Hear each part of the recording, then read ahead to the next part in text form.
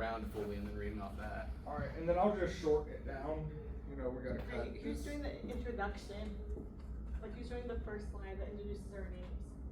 We all. I mean, we all are. Okay. We all say our own Go ahead and names, I say guess. your name. Your name. Okay. Go ahead and say your name. Your Lot in Life by Katie Lieber. All right, let's speak up Okay. and Your- look at Project the, your okay. voice. Yeah, Your Lot in Life by Katie Lieber. Charles Ballard. And Samuel Countryman. All right, you got it. Let's head out. Introduction. So the scenario is your parent who is 55 has early onset Yeah, I don't like that. Alzheimer's disease. You are 38 building a career and raising your elementary age children. This disease is rapidly progressing and your parent wanders away from home frequently and only has limited savings and does not qualify for senior assistance program due to young age. You are having a hard time deciding on care arrangements and juggling work and family life. Alzheimer's disease is a progressive disorder that impairs your memory and eventually leading to the inability to perform daily tasks. The relevant statistics are an estimated 6.9 million Americans age 65 and older are living with Alzheimer's. And then there is a shocking 145% increase in Alzheimer's death between 2000 and 2019. The seventh leading cause of death in the United States. Alzheimer's disease kills more people than breast, prostate cancer, and hypertension alone. That's quicker. Alright, so some background info. Sorry. Closer. Right there. Right here.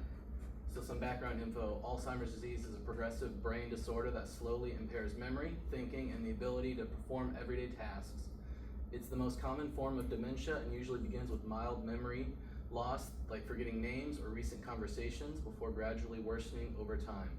As the disease advances, it can affect language, reasoning, and even the ability to recognize loved ones or manage basic functions. The condition is associated with the buildup of abnormal proteins in the brain, mainly amyloid plaques and tau tangles, which interfere with communication between brain cells and eventually cause them to die. While the exact cause isn't fully understood, a combination of genetic, environmental, and lifestyle factors is believed to play a role. Age is the biggest risk factor, with most cases occurring in people over 65. Though early onset Alzheimer's can appear in younger individuals. There's no cure yet, but treatments are available to help manage symptoms and support quality of life. Research is ongoing with the hope of developing better therapies, earlier detection, and eventually a cure one day. So some of the developmental factors that it's going to Alzheimer's causes directly with the patient itself that's suffering Alzheimer's. First, we'll start with cognitive impacts. So we're going to have a lot of memory loss, difficulty with languages, disorientation with perception and who people are. Their judgment skills are going to go down, as well as impaired problem solving. And for the physical impacts, there's less physical impacts that are a direct cause of Alzheimer's. It's mostly correlated with the cognitive effects of Alzheimer's. So we have a loss of motor skills, muscle weakness and coordination issues, incontinence, sleep disturbances, and difficulty swallowing are common physical effects for it. Okay, the environmental influence are lifestyle choices such as amount of physical activity, smoking, alcohol, and then the risk is the lowest if people have healthy behaviors. Air pollution is also environmental influence, traffic fumes, burning wood in home. Spending time in natural environments and exercising is shown to actually have a positive cognitive outcome and help with the overall health and well-being.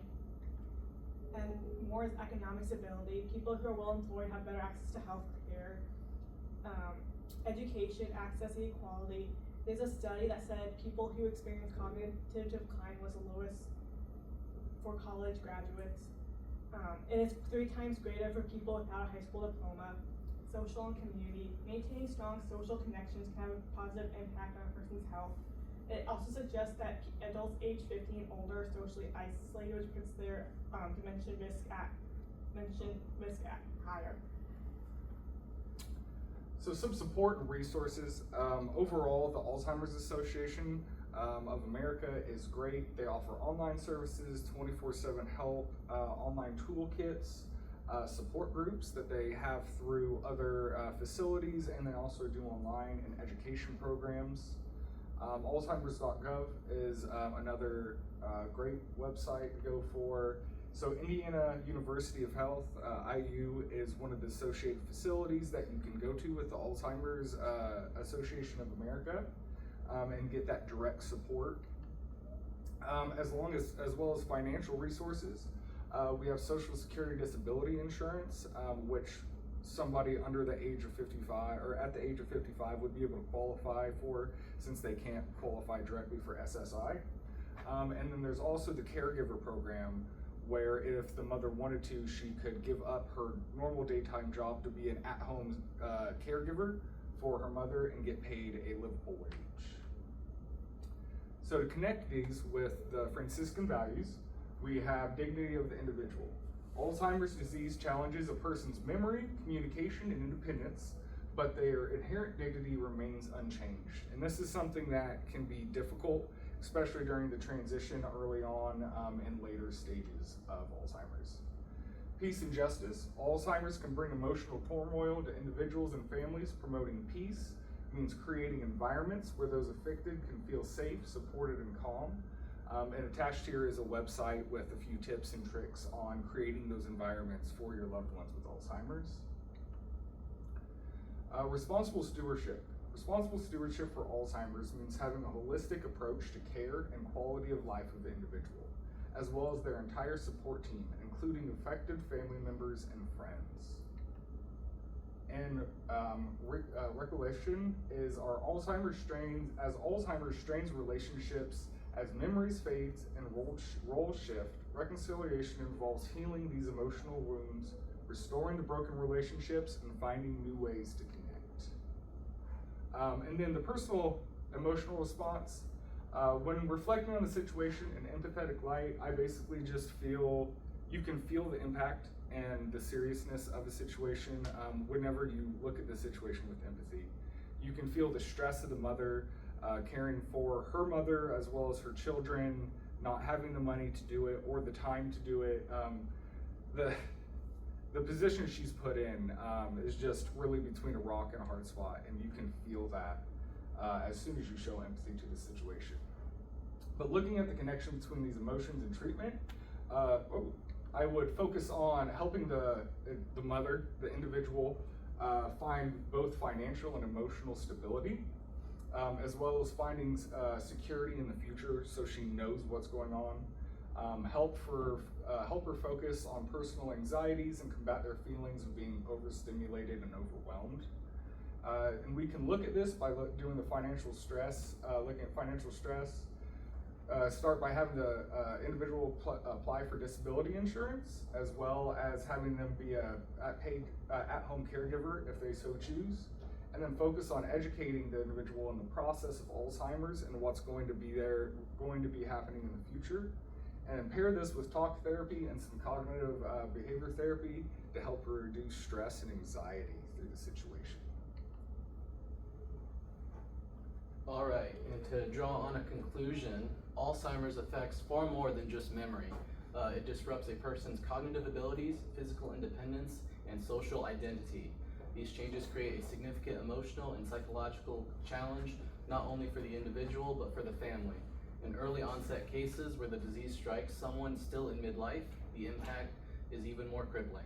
Traditional support systems often aren't designed to accommodate younger patients, leaving families to manage complex care with limited resources. From a developmental perspective, Alzheimer's disrupts the expected flow of life stages and family roles. Adult children often find themselves in the sandwich generation, caught between raising their own children and caring for a parent with a degenerative condition. This strain can lead to emotional exhaustion, financial stress, and fractured family dynamics. Grandchildren, in turn, may experience confusion, emotional distance, or anxiety as their parent becomes increasingly overwhelmed and the grandparent they once knew begins to change. These ripple effects show the urgent need for age-inclusive interventions, caregiver mental health support, and family-centered resources. And here are some sources that were used in the presentation. Thank you.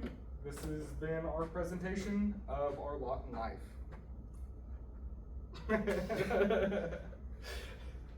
Alright, we'll see what we're at. That was pretty good, guys. Yeah. That was pretty good. Hopefully that's at around 10 and a half. If I had to